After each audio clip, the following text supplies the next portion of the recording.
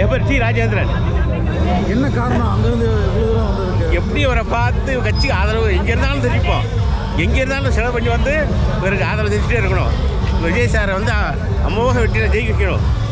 இவருக்கு நாங்கள் ரெண்டில் காமராஜர் காலத்துலேருந்து நான் பார்த்துருக்கேன். காமராஜரை பார்த்துருக்கேன், அண்ணாத்துறை தான் பார்க்கல. நான் பிறந்தப்ப இறந்துட்டார் 5 வயசில். அப்புறம் எம்ஜிஆரை பார்த்துருக்கேன், ஜெயலலிதா நேரம் பார்த்துருக்கேன். ஜெயலலிதா என் மகளுக்கு பேர் வைக்கிறதுக்கு அம்மா என் மகளுக்கு பேர் வச்சாங்க விஜயலட்சுமின்னு, மதுரை அசோக் ஹோட்டலில். அதிமுக இருந்திருக்கீங்க? ஆமாம், ரெட்டலை தான். நான் பிறந்தது ரெட்டலை தான் போட்டிருக்கோம். விஜய் சார் மறுமலர்ச்சி ஏற்படணும் தமிழ்நாட்டுக்கு. ரொம்ப மக்கள் ரொம்ப கஷ்டம் அனுபவிக்கிறாங்க. இதுலேருந்து விடுதலை பண்ணுறதுக்கு இவர் ஒருத்தர் தான் எழுச்சி நாயகன். எம்ஜிஆர் இவர் ஈக்குவல் தான். அவரை விட இன்னும் இவர் வந்து ரொம்ப ஆதரவு மாதிரி கண் கூட தெரியுது. இப்போ நீங்கள் கூட்டங்கள் பார்த்துருப்பீங்க? ஆமாம், நான் எம்ஜிஆர் கூட பார்த்துருக்கேன். என்னத்துக்கு உலகத்தின் மாநாடுலாம் போயிருக்கேன். அதே மாதிரி தான் நாங்கள் நெரிசலிருந்து எப்படி போயிருக்கோம், எம்ஜிஆர் இருந்ததுக்கும் போயிருக்கோம். ரொம்ப அதிலெல்லாம் எப்பப்பா ரொம்ப கஷ்டம். அதே மாதிரியே இருக்கும். எம்ஜிஆர் போகிற கூட்டங்கள் இங்கே வருதுன்றீங்க? ஆமாம், உலகத்தின் மாநாடுக்கு போயிருக்கேன். உலகத்தின் மாநாடு மதுரையில் நடந்தது. ஆமாம், எம்ஜிஆர் தப்பா பண்ருட்டி ராமதாஸ் சாரும் இவர் உட்காந்துருந்தாங்க. அந்த இடத்துல நல்ல முதல்ல கூட்டம் அதே மாதிரி இருக்கும். காமராஜரையும் பார்த்துருக்கேன். பள்ளிக்கூடத்துலேருந்து வரணும்னா ஐயாவும் பார்த்துருக்கேன். பள்ளிக்கூடம் படிக்கிறப்ப இந்த எம்ஜிஆர் ஜெயலலிதாட்ட பேர் வச்சுட்டேன் என் மகளுக்கு அசோக் ஹோட்டலில் மதுரையில். எம்ஜிஆரை பார்த்துருக்கேன். ஆனால் இவரையும் பெண்கள் ஓட்டு வந்து நிறையா இல்லை எம்ஜிஆர். ஆமாம், அது போல் இங்கே விஜய்க்கு. விஜய்க்கு ஐயோ ஏங்கிறீங்க அலமோது இப்போ ரசிகர்கள் அப்புறம் பெண்கள் ஓட்டு எக்கசக்கம். இளைஞர் பேர் பழைய காலேஜ் பொண்ணுங்க ஸ்டூடெண்ட்ஸுங்க எல்லாருமே நல்லா இருக்க பெரிய அளவில் விரும்புவாங்க. இப்போ ஆட்சி வந்து திமுகவில் வந்து ரொம்ப கஷ்டம், ரொம்ப கஷ்டம். பல திட்டங்கள் வந்து இவர் வந்து நல்லா இவர் செயல்படுவார். நல்லா அவங்க வந்து செய்கிறாங்க. ரொம்ப கஷ்டங்கள் இருக்குது ரொம்ப. இந்த முறை சில திட்டங்கள்லாம் திமுக திட்டங்கள் நல்லா இருக்குன்றாங்களே. இருக்குது, இந்த சில வந்து கொஞ்சம் வெளிதரையாக கஷ்டங்கள் இருக்குது. ஆமாம், இவர் வந்து அதை விட நல்லாயிருக்கும். விஜய் சார் தான் மறுமலர்ச்சி நேர்மையாக ஆட்சி கொடுப்பார். மாற்று நினைக்கிறீங்க? கண்டிப்பாக வரும். நாங்கள் எம்ஜிஆர் தான் ஓட்டு போட்டுருவோம். இப்போ இவர் வந்து தமிழ்நாட்டுடைய தலையெழுத்தை மாற்ற போகிறார். இதில் வந்து ரிலீஸ் ஆகணும். ஆமாம், ரிலீஸ் ஆகணும். ரைட்டு. நன்றி, வணக்கம். கேஸ் இது போடுறாங்க. இதை வச்சு என்னை போட்டு தூக்கி உள்ளே போட்டுருவாங்க. எங்கேருந்து வரீங்க? நாங்கள் சென்னி மேலைங்க. சரி, சென்னி மேலைங்களா? அதான் அங்கே பேசுகிறதா இங்கேயும் சொல்கிறேன். அது பதிவு பண்ணி இருப்பீங்கல்ல. அது வேறு சேனல், வேறு சேனல். எது வேறுங்களா? பேசுட்டுங்களா? என் பேர் நாகேந்திரன், சென்னி மேலைங்க. நம்மளது தலைவர் விஜய் தான். சரிங்களா? இனி அடுத்து வர்றது நம்ம தளபதி தான் வரப்போகிறோம் அப்படின்னு. சரிங்களா? நான் வந்து ஆளுங்கட்சியும் சொல்ல, ஆளப்போகிற கட்சியும் சொல்ல. இனி ஆளப்போகிற கட்சி எங்கள் கட்சி. சரிங்களா? எங்கள் தளபதி தான் விஜய். சரிங்களா?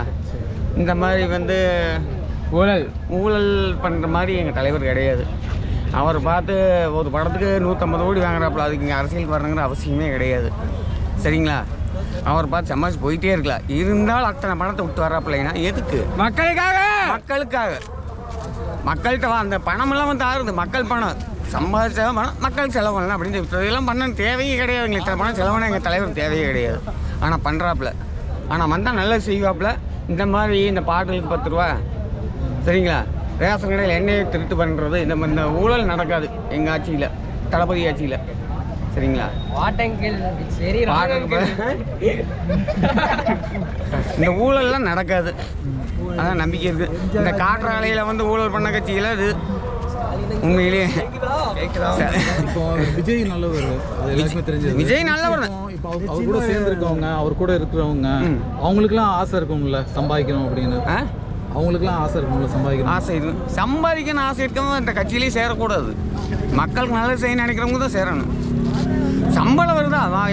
ஒரு எம்எல்ஏக்கு 1 லட்சமா மாதம் சம்பளத்தை வாங்க, மக்களுக்கு நல்லது செய்.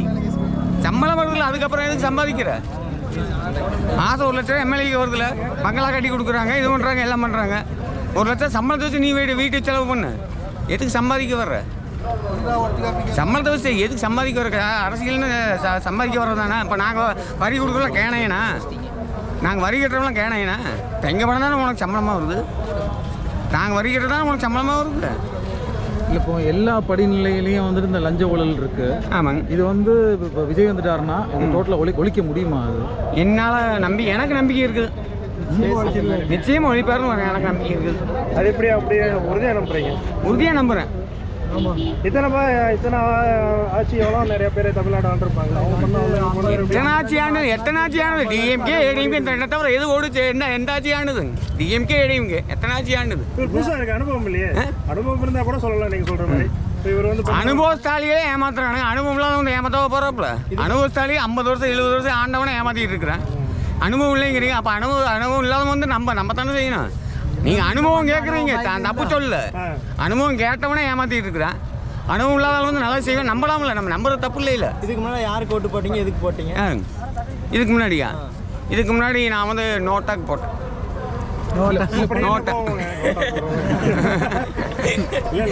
இல்லை, பழையபடி வந்துட்டு அந்த ஊழல் கட்சியில் வந்து தமிழக தலைவர்கள் இந்த கட்சிக்கு வராங்க. அப்போ மக்கள் என்ன கேட்குறாங்கன்னா அந்த கட்சிக்கும் இந்த கட்சிக்கு என்ன வேறுபாடு அப்படின்னு. இது டிவிக்கு இருங்க ஒரே சொல்லுங்க. நீங்கள் நல்லா தெளிவாக கேளுங்க. இப்போ அதாவதுங்க மற்ற கட்சியிலேருந்து இப்போ நீங்கள் இதுவரை ஓட்டு போட்டிருப்பீங்க. இல்லை, நோட்டாக்கு தான் போட்டிருக்கீங்க. நோட்டாக போட்டிருப்பீங்க. அப்போ அது அவ்வளோ இப்போ இவருக்கு வந்து டிவிக்கே போடுவோன்னு நம்ம ஒரு நம்பிக்கை இருக்குல்ல. ஆமாங்க. என்ன காரணம் நோட்டாவிலேருந்து இதுக்கு வர அப்படின்னு கேட்குறாரு. என்ன வேறுபாடு அப்படின்னு? நோட்டாவில் வந்து எனக்கு வந்து ஒரு நம்பிக்கை தான். நம்பிக்கை. நீங்கள் வந்து இதை வந்து போலீஸில் கம்ப்ளைண்ட் கொடுத்தீங்க, என்னை தூக்கி உள்ளே போடுறாங்க, நீங்கள் சொல்ல மாட்டேங்கிற ஒரு நம்பிக்கை தான். எல்லாம் நம்பிக்கை தான். இதை நீங்கள் சேனலில் போட்டீங்கன்னா கண்டிப்பாக எனக்கு ஆப்பு தான். சரி, அது நீங்கள் போட மாட்டேங்கிற ஒரு நம்பிக்கை. உங்கள் மேலே எப்படி நம்பிக்கை வச்சு அதே ஒரு நம்பிக்கை தான். அவ்வளோதாங்க. சரிங்க. 2026 வருகின்ற சட்டமன்ற தேர்தலில் 236 தொகுதியிலும் லட்சக்கணக்கான ஒரு டிவிசல் தனிப்பெருமையாக உங்களை ஆட்சி பொறுப்பை ஏற்று அழகு பார்ப்பதற்கான கண்டென்ஸ்களையும் சாராம்சங்களையும் தயார் செய்து வைத்துள்ளேன். அது விஷயமாக எளிதாக நாம் வெற்றி பெற முடியும். இந்திய தமிழகத்தில் அனைத்து 210 தொகுதி மக்கள் ஓட்டு எளிதாக பெற முடியும். அதற்கான கண்டென்ஸ் சாராம்சம் தயார் செய்து மெயினில் வைத்துள்ளேன். அதை பேசுவதற்கு, டிவியில் பேசுவதற்கு நமது விஜய் ஐயா அவர்கள் எனக்கு வாய்ப்பு கொடுக்க வேண்டும். அது உங்களை சந்தித்து அதிலேயே ஓரிரு நாட்கள் சந்தித்து பேசி நேரில் உங்களை பேசுவதற்கு எனக்கு வாய்ப்பு அளிக்க வேண்டும் என்று விஜய் ஐயா அவர்களை அன்பாக கேட்டுக்கொள்கிறேன். 2019 முதலமைச்சராக உங்களை அழகு பார்க்க 230 அமக வெற்றி பெற்று அழகு பார்க்க எனக்கு வாய்ப்பு கொடுக்கணும். டிவியில் பேச வாய்ப்பு கொடுக்கணும். அனைத்து டிவியில் நான் பேச எனக்கு வாய்ப்பு கொடுக்க முடியும். விஜய் அவரை கையெழுத்து வணங்கி கொள்கிறேன்.